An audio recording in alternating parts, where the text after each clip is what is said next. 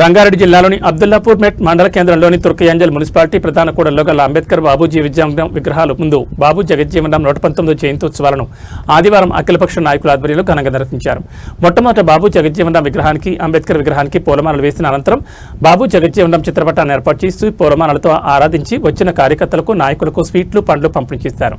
అనంతరం ఏర్పాటు చేసిన కార్యక్రమంలో Adibatla circle municipal deputy commissioner Satyanarayana Reddy నాయకులు మాట్లాడుతూ బాబు జగజ్జీవన్ చేసిన సేవలను కొనియాడారు. వారి సేవల వల్ల ఎంతో మంది బడుగు బలహీన వర్గాలకు సమన్యాయం లభించడంతో పాటు ప్రభుత్వం నుంచి అభివృద్ధి ఫలాలు అందుతున్నాయని వ్యాఖ్యానించారు. అనంతరం ఏర్పాటు చేసిన కార్యక్రమంలో భాగంగా వారి సేవలను కొనియాడుతూ జేజేలు పలికారు.